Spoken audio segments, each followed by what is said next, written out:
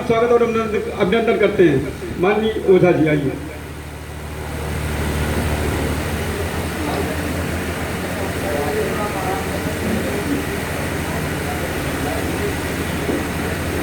मंच पे उपस्थित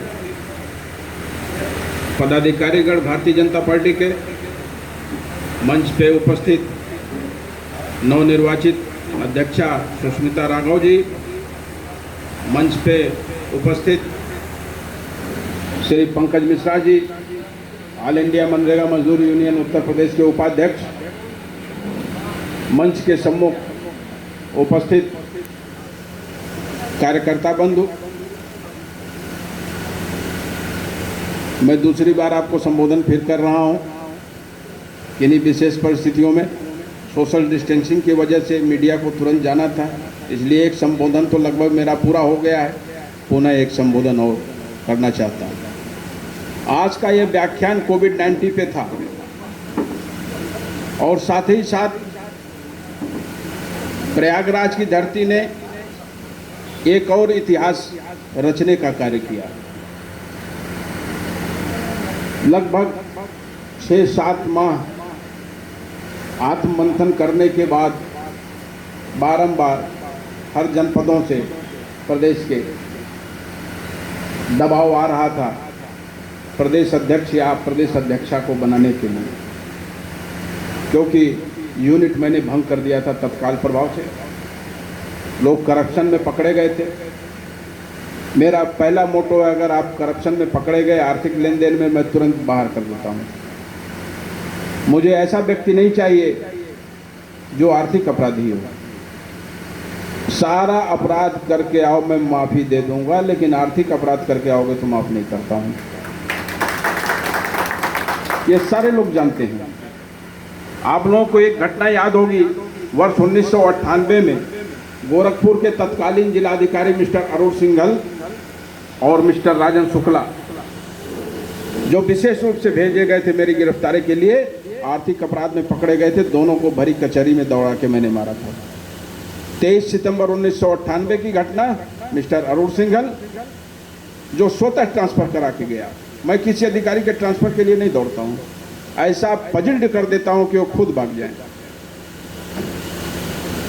फिर 1 महीने बाद मिस्टर राजन शुक्ला की दवा करनी पड़ी। क्यों करनी पड़ी? मेरा खेत नहीं जोता था उन्होंने, मेरे साथ कोई अदावत नहीं थी। मेरी तो दुश्मनी किसी से है ही नहीं है प्रशासन के अलावा। और प्रशासन से क्यों है? क्योंकि प्रशासनिक अफसर जब गलत करेंगे तो अगर जितेंद्र ओझा की सांस चल रही है तो साथियों आस मत छोड़ना, मैं उन्हें सजा जरूर दूंगा। मैं किसी भी हद तक जाने के लिए तैयार हो जाता हूं, लेकिन बैक नहीं होता हूं। दूसरी घटना आपको याद होगी, गोरखपुर में जब पहली बड़ी घटना हुई थी, ऑक्सीजन सिलेंडर निकाल के डॉक्टरों ने 6 लोगों की हत्या कर दी थी मेडिकल कॉलेज में, 2011-12। हमारा साइट खोल के देख लो, 50,000 मनरेगा मजदूरों को लेके गए। 23 दिन तक डॉक्टरों के खिलाफ कोई कार्रवाई नहीं हुई। अंततः प्रेस ने मुझे आह्वान किया। हमने कहा भाई मैं आऊँगा तो काम खराब होगा, क्योंकि बढ़िया करने के लिए काम खराब करना पड़ेगा, पिटाई करनी पड़ेगी। 7 कंपनी पीएससी तैनात किया सरकार ने, और 4 डॉक्टरों की तत्काल गिरफ्तारी हुई, जिसमें एक आजम खां का रिश्तेदार भी था। सपा की गवर्नमेंट थी, कार्रवाई नहीं हो रही थी। बड़े शर्म की बात है। कड़ा एक्शन लिवाया, 8 नंबर क्रिमिनल घोषित कराया और सबको जेल में फंसवाया। हमारी कलम आर्थिक अपराध कभी माफ नहीं करती है। तो 6-7 माह से जो दबाव मेरे पे बना हुआ था अध्यक्ष घोषित करने के लिए, हमने कहा नहीं, ऐसे नहीं करूंगा। गलती एक बार होती है, दोहराता नहीं हूं। पहली बात तो करता नहीं हूं गलती, अगर हो गई तो दोहराता नहीं हूं। बहुत सोच समझ के निर्णय लिया और आपके कम से कम 1200-1300 तो अधिवक्ताओं के फोन आए थे श्रीमती राघव के लिए। हमने कहा भाई पता लगाया जाए, ये कौन सी शख्सियत है जिसके लिए इतना फ़ोन आ रहा है कि ये बेहतर होंगी, ये बेहतर होंगी।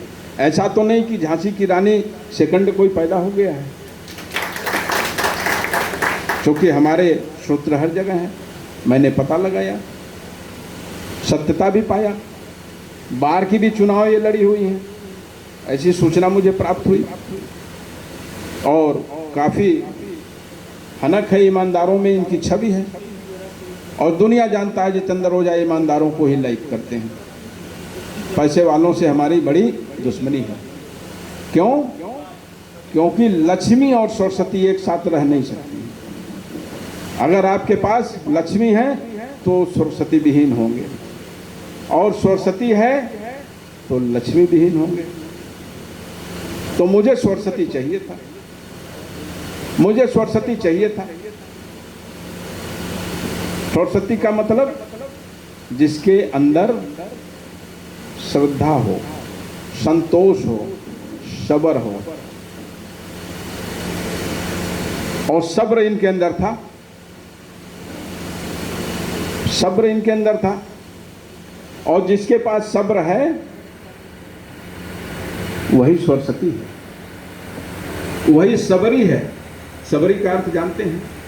सबरी का अर्थ जिसके अंदर सब्र का पैमाना हो। इसीलिए आपको याद होगा, इस पूरे ब्रह्मांड में मात्र एक ऐसी महिला जन्मी जिसको भगवान से मिलने नहीं जाना पड़ा, भगवान से मिलने नहीं जाना पड़ा, ईश्वर स्वयं आए। वो कौन थी? सबरी। सबरी से मिलने ईश्वर को खुद आना पड़ा और माता कह के संबोधित करना पड़ा। ये भारत देश वो देश है। तो ऐसा नहीं है, अभी भारत में सबरी की कमी है, अभी बहुत सबरी है। इस प्रयागराज की धरती को मैं नमन करते हुए धन्यवाद देता हूं कि एक बार और सबरी मुझे मिला। हो सकता है अब मनरेगा की जो दुर्दशा लोग झेल रहे हैं वो खत्म हो जाए। यहाँ प्रधान जी लोग मौजूद हो तो एक बार पुनः सुन ले मेरा निवेदन। आचरण में सुधार लाओ, अन्यथा दंडात्मक कार्रवाई शुरू होने जा रही है। और ये वो कलम है जो रोकेगा नहीं। विकास का पैसा विकास में लगना चाहिए, नहीं तुम्हारा विनाश निश्चित है। और बता दूं, फिर अपने कान को साफ करके सुन लो, घोटाले अगर होंगे तो ब्याज समेत पैसा लिया जाएगा। 18% ब्याज समेत मैंने रिकवरी कराया प्रधानों से। प्रधानी तो भंग कराऊंगा ही, रिकवरी भी कराऊंगा, ब्याज समेत रिकवरी कराऊंगा, क्योंकि ये गाढ़ी कमाई जनता की है। आप जो खा के बैठ जाते हो, आज प्रधान होते ही ट्रैक्टर ट्राली स्कॉर्पियो उनके दरवाजे पर खड़ा हो जा रहा है। गांव में जाए, जिसका सबसे बड़ा मकान होगा समझे वो प्रधान है। क्यों ऐसा करते हो यार? कितना रुपया चाहिए आदमी को? खाओगे तो दालें रोटी ना, सोना थोड़ी कोई घर पे खाता है। भोजन में सोना नहीं कोई खाता है, चांदी नहीं खाता है, रोटी दाल ही तो चाहिए। अंतर इतना है कि मेरे पास पैसा नहीं है तो मैं मोटा चावल खाऊंगा, पर खाऊंगा। आप इतना खाओगे तो मैं इतना खाऊंगा, भाई पैसा नहीं है। आपके पास पैसा है तो आप महीन चावल खाओगे, ज़्यादा मात्रा में खाओगे, 2 टाइम खा सकते हो। मैं 1 टाइम किसी तरह से जुटाऊंगा, बस इतना अंतर है। लेकिन स्टेशन एक है, स्टेशन एक है, एक ही प्लेटफार्म पे टिकट मिलता है मौत का। एक प्लेटफार्म पे मौत का टिकट मिलता है, चाहे वो हिंदू हो, मुसलमान हो, सिख हो, ईसाई। लेकिन जाने के बाद वहां वर्गीकरण हो जाता है। यहां से तो एक साथ जाते हैं, लेकिन वहां वर्गीकरण हो जाता है। यहाँ 4 ही कंधे सबको ले जाते हैं, 5वां कंधा नहीं होता है। लेकिन वहां जाने के बाद वर्गीकरण हो जाता है। जब आपकी लिस्ट खोली जाती है कि इसको मनुष्य योनि में मैंने भेजा था अच्छा काम करने के लिए, इसने कितना घोटाला किया, लिस्ट बताओ जरा। तो वहां लिस्ट खोलता है तो ये होता है, भाई इसने 5 किलो अपराध किया है। तो वहां सजा पहले से निर्धारित है, जैसे आपके अदालत में निर्धारित है 302, 307 वगैरह वगैरह वैसे वहाँ भी निर्धारित है। तो सज़ा निर्धारित है। सज़ा के तहत ये पूछा जाता है इनको कौन सी सज़ा देनी है इसमें, तो इनको फला सज़ा देनी है। उस अनुसार वहाँ वर्गीकरण करके उनको सज़ा मुहैया कराई जाती है। आप सोचते हैं कि ऐसा कुछ नहीं, ऐसा है। सब कुछ भोग के आपको जाना पड़ता है और जो शेष फल बचता है उसे वहाँ भोगना पड़ता है। जो शेष फल बच जाता है, क्योंकि मौत का टाइम निर्धारित है। मान लीजिए 5:05 पे मरना है तो 5:06 नहीं, न 4 मिनट, 5:05 पे आपकी सांस उखड़ जाएगी। तो फिर वहाँ जब कैलकुलेटर से कैलकुलेट किया जाता है तो निकाला जाता है कि भाई इसका शेष फल तो अभी बचा हुआ है, इसने 5 किलो अपराधी किया था, 4 किलो पे सजा मिला, अभी 1 किलो का सजा बाकी है, तो 1 किलो का सजा फिर वहाँ भोगते हो। यहाँ जो बीमारी और कष्ट झेलते हो, जो बच जाता है उसे वहाँ भी भोगते हो। उसके बाद पुनः तुम्हारा जन्म उस अनुसार होता है, कर्म के अनुसार। तो ऐसा कर्म क्यों करते हो? उस कागज के लिए मरते हो जो किसी का नहीं है। वो रुपया किसी का नहीं है। लक्ष्मी चंचला है, चलायमान है। आज आपके पास है, कल इनके पास है, परसों मेरे पास है। राजा भिखारी हो गए और भिखारी राजा हो गए। अगर लक्ष्मी चलायमान न होती तो राजा आज भी राजा होते। आज उनकी दुर्दशा प्रजा से बदतर है। तो उस रुपए के लिए मरते हो। जब इटली में लोग मरने लगे तो रुपया सड़कों पे बिखेर दिया कि जा लक्ष्मी तू किसी की नहीं है, तो हितैषी किसी की है ही नहीं है। तुम स्पीड से आती हो तो उल्लू बना देती हो। तो मैं चाहता हूं स्पीड से न आवे प्रधान जी लोग, लक्ष्मी, नहीं तो उल्लू बन जाओगे और जेल चले जाओगे। कछुआ की चाल में रहो, जो तुम्हारा हक दस्तूर है उसी में रहो और विकास करो। निश्चित है मजे में रहोगे, निश्चित है मजे में रहोगे। हमारे यहाँ आके आप देखो, मेरा परिवार वेल शिक्षित, खुशहाल, पूरा एजुकेटेड फैमिली, पूरा खुशहाल। लोग कहते हैं कि आपने बच्चे को हाईटेक नहीं बनाया। हमने कहा भाई हाईटेक बना दूंगा तो बच्चा मेरे सामने दारू पिएगा। जो मैं पसंद नहीं करूंगा तो मुझे हाईटेक औलाद नहीं चाहिए। मुझे हाईटेक औलाद नहीं चाहिए। मुझे ऐसा बच्चा चाहिए कि जाहिद भाई मिलने आवे तो आदर से बैठावे, कहे पापा नहीं है। ये नहीं कि इनसे उखड़ के बात करे ना। वो तुम्हारा दोस्त नहीं हो सकता व्यक्ति, तुम्हारा बड़ा भाई हो सकता है, तुम्हारा बाप हो सकता है, चाचा हो सकता है, दादा हो सकता है, पर तुम्हारा दोस्त नहीं हो सकता मुझसे मिलने वाला। तो अगर उसका अपमान किए तो तुमने उसका नहीं अपमान किया, तुमने अपने पिता का अपमान किया। और मैं ऐसा बाप हूं, उस चीज को बर्दाश्त नहीं करूंगा। तुमने क्यों किया भाई? तुम्हारा मित्र होता तो तुम क्या करते, मुझसे कोई मतलब नहीं। लेकिन मेरा जानने वाला तुम्हारा गार्जियन है ना। राघव जी के पास एक बच्चा है, हमने कहा एक बेटा और है आपके पास। अभी तो 20 बच्चों को ये पालती है, 20 बच्चों की माँ है। एक खुद का औलाद है, 20 को गोद लिया है। हमने कहा चलो एक और हम देते हैं, अब 22-25 बच्चों की माँ बन जाओ। इससे बड़ा सौभाग्य क्या होगा कि आपकी फुलवारी सजी हुई है, आपका बगीचा एकदम हरा है। क्यों हरा है? क्योंकि आपने किसी जन्म में सत्कर्म किया था जिसका प्रारूप अब तैयार हुआ है, अब उसका लाभ आपको मिल रहा है। कोविड फैला हुआ है, हम सभी बिना मास्क के बैठे हुए हैं। जो कल मेरे बीच में नहीं रहेगा तो समझना कुछ उसने गलत किया होगा, कहीं कुछ उसने कहीं गलत किया होगा तो प्रकृति ने दंड दे दिया। तो फिर गलत करें क्यों? जब इटली में मौत हुई, रुपया फेंकने लगे लोग, कहे रुपया तो किसी का है ही नहीं है। जब हमारा परिवार है नहीं तो रुपया लेके क्या करेंगे? तो ऐसा रुपया प्रधान जी आप लोग कमाना बंद कर दीजिए। नहीं कमाना बंद करोगे तो हम बंद करा देंगे। हम बंद कराएंगे तो जेल में जाओगे, ब्याज भी दोगे, रुपया भी दोगे और बेइज्जत भी दोगे। तो अपने आचरण में सुधार लाओ। इसीलिए आज 6-7 महीने आत्ममंथन करने के बाद पंकज मिश्रा जी ने कहा कि नहीं, पंकज मिश्रा जी के पिताजी ने भी कहा, माननीय रमाकांत मिश्रा जी ने, कि इनसे बेहतर लेडी है नहीं कोई।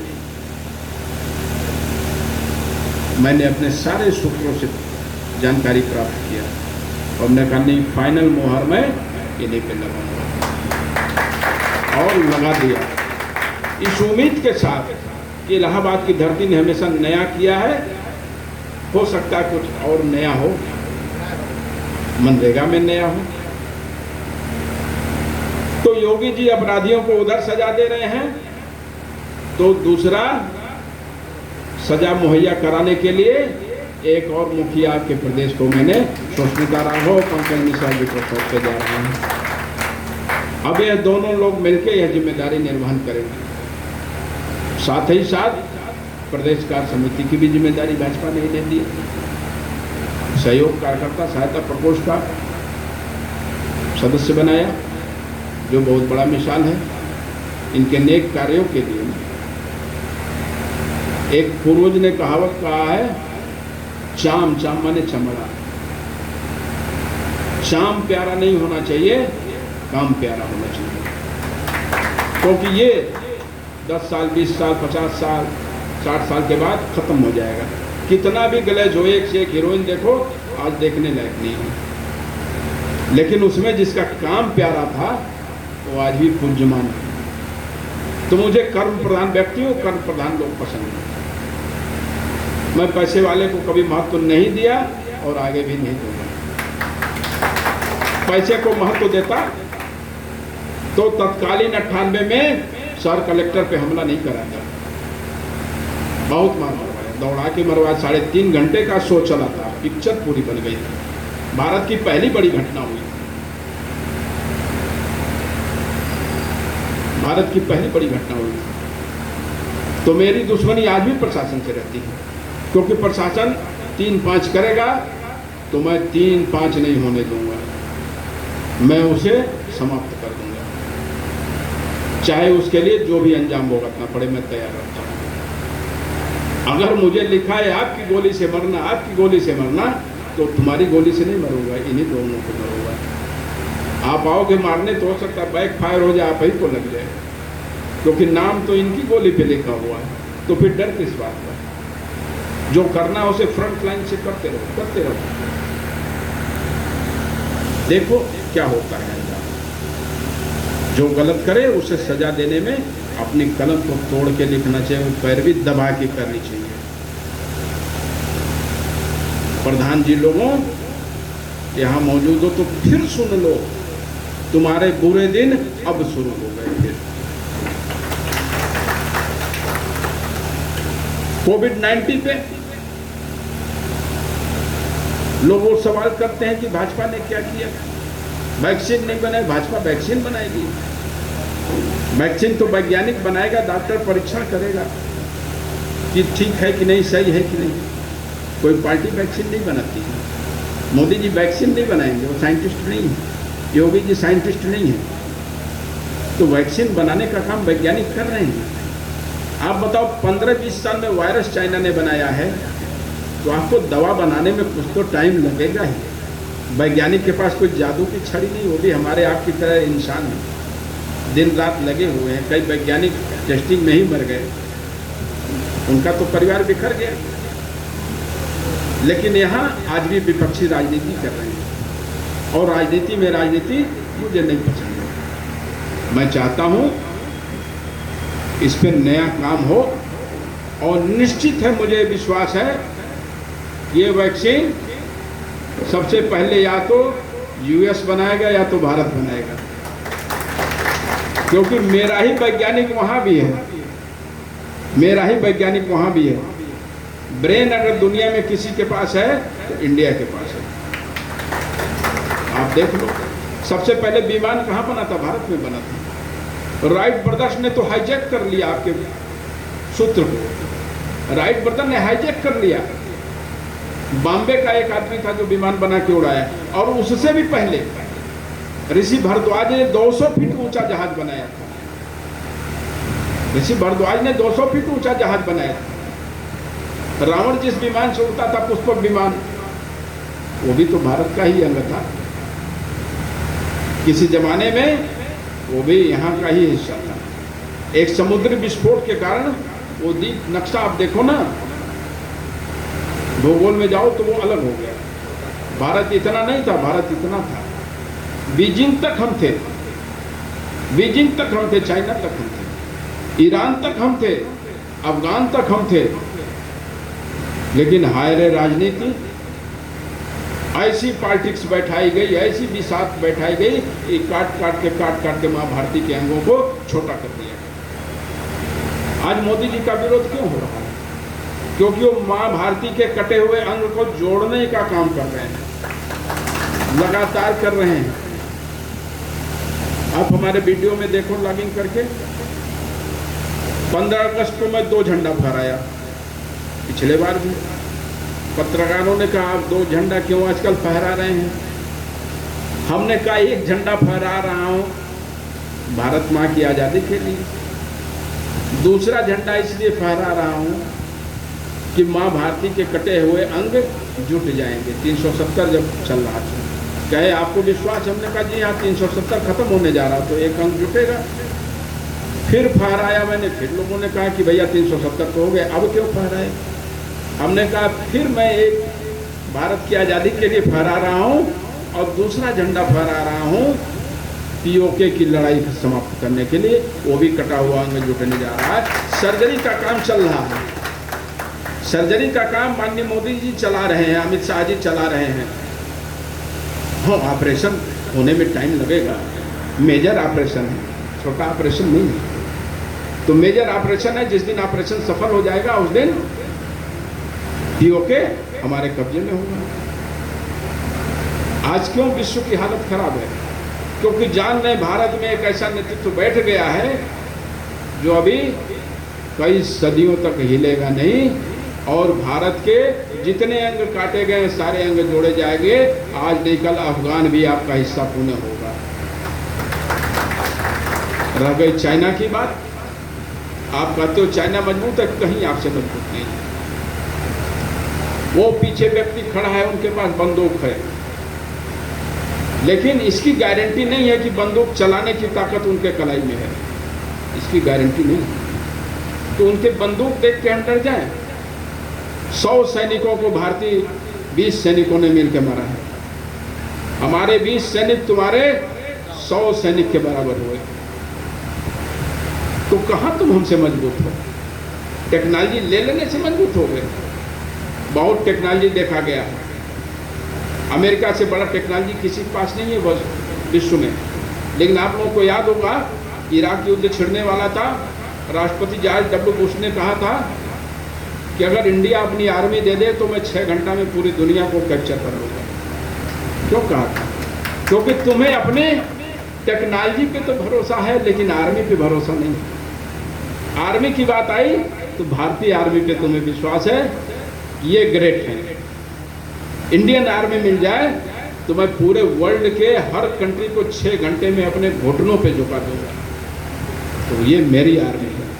और विपक्ष सवाल उठाता है। माननीय राहुल जी, आपसे हाथ जोड़ के कहता हूं, क्या शर्म और हया एकदम समाप्त हो गया है? हमारी सेनाओं पे, उनके सौर पे हमेशा आप सवाल उठाते हो। इस देश के लोगों ने अगर आपका नामकरण पप्पू कर दिया तो गलत नहीं, आपकी योग्यता वही है। आज भी बचकानी हरकत आप करते हो। आपको अंतर्राष्ट्रीय मंच देखता है और आप वहां सरकार के स्पीच देते हो, कहते हो पीएम चोर है। उसका जवाब तो जनता ने दे दिया कि पीएम मोदी जी चोर नहीं, चोर तो तुम खानदानी चोर है। उसका जवाब तो दे दिया। डब्बे में बंद हो गए, मुद्दा विहीन हो गई सारी पार्टियां, ऑल विपक्ष शून्य। क्यों? सबको मुद्दा विहीन कर दिया। क्यों लोग फड़फड़ा रहे हैं? मोदी का विरोध क्यों हो रहा है? मैंने अभी कहा पत्रकारों के सामने, किसी राजा का विरोध हो, प्रबल विरोध हो, तो समझ लो राजा सही दिशा में काम कर रहा है, इसलिए विरोध हो रहा है। ये मैं नहीं, ये चाणक्य ने कहा, चाणक्य नीति में पहला अध्याय है। जब विरोध हो समझो राजा ठीक है, उसकी तरफ हो जाओ, क्योंकि एक कोतवाल अगर ईमानदार आ जाता है तो दसों चोर उस एरिया के सक्रिय हो जाते हैं कि इसको कैसे हटाया जाए, क्योंकि वो अपराध नहीं कर पाते हैं। तो आज एक कोतवाल, एक चौकीदार जो दिल्ली में बैठा है, वो पैनी निगाह लगाए हुए है कहाँ गड़बड़ी हो रही है उसको ठीक किया जाए। एनआरसी पे इतना विरोध हुआ, और आप मेरे साइट पे देखो कितने मुसलमानों ने मेरा स्वागत किया, हाय तौबा मच गया। मीडिया ने पूछा आप तो पंडित आदमी, आपका मुसलमान स्वागत कर रहे हैं। हमने कहा मैं पंडित कहाँ हूँ?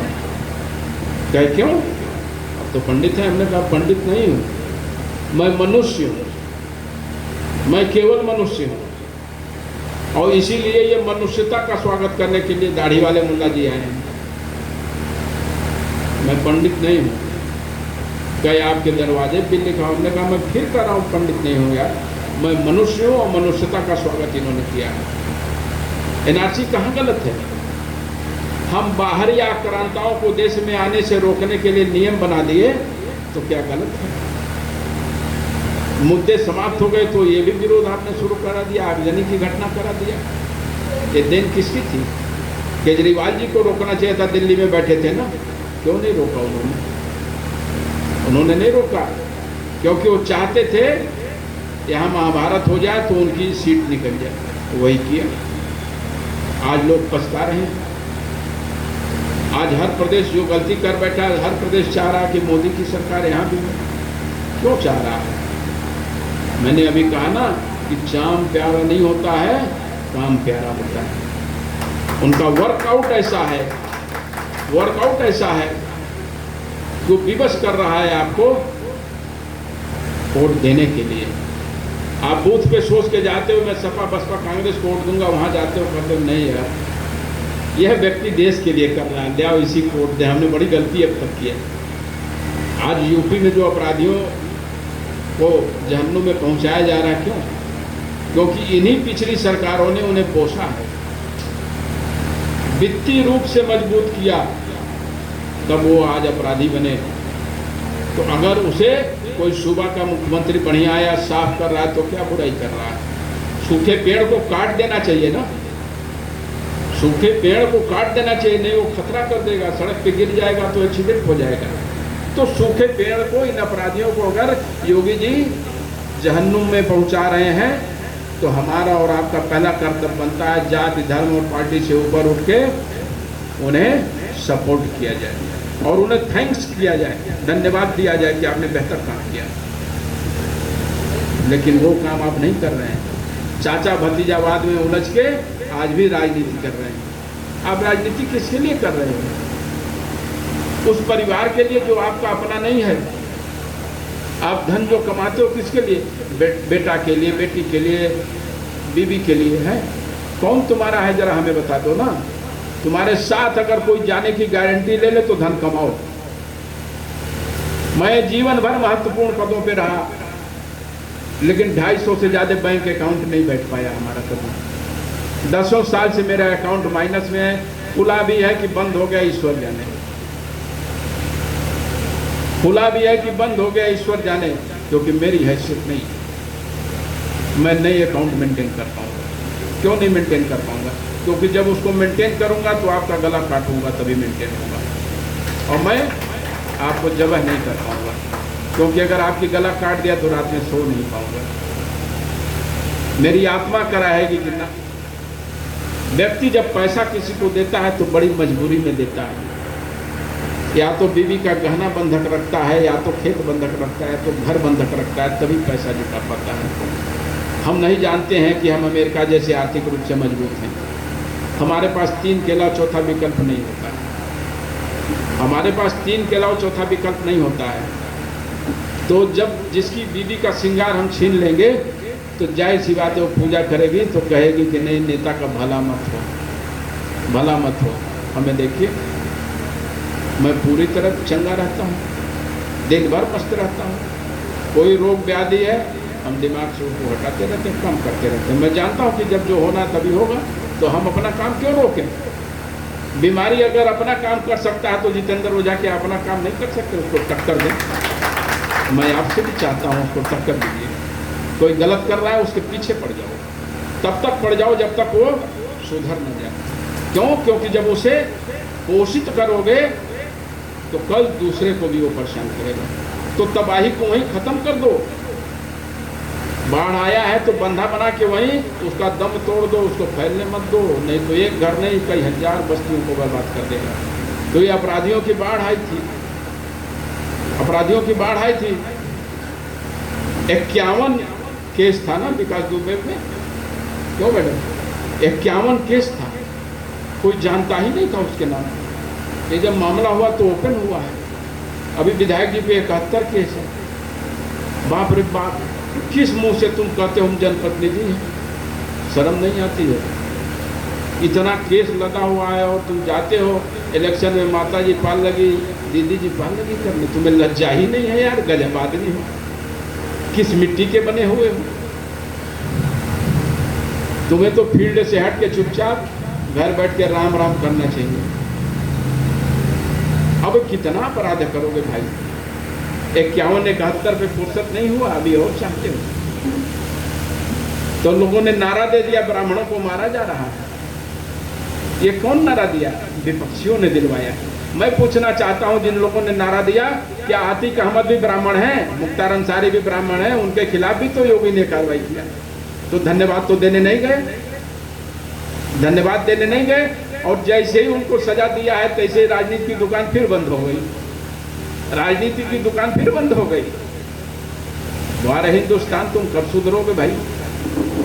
मैं तो एक ही बात से परेशान हूं, मेरी जनरेशन पढ़ने लिखने के बाद भी गंवारों वाली हरकत करती है। क्यों करती है? क्या माँ बाप ने आपको शिक्षा इसीलिए दिया था कि अपने ब्रेन को खत्म कर लो, सोचने की क्षमता को खत्म कर लो और अपने मत का दुरुपयोग करो, सदुपयोग न करो? पहली बार मत का सदुपयोग हुआ भारत में। पहली बार जनता ने संघर्ष किया प्रधानमंत्री बनाने के लिए मोदी को। इतिहास गवाह। क्यों? क्योंकि शाम नहीं काम प्यारा था, इसलिए जनता ने संघर्ष करके मोदी जी को दोबारा बनाया है।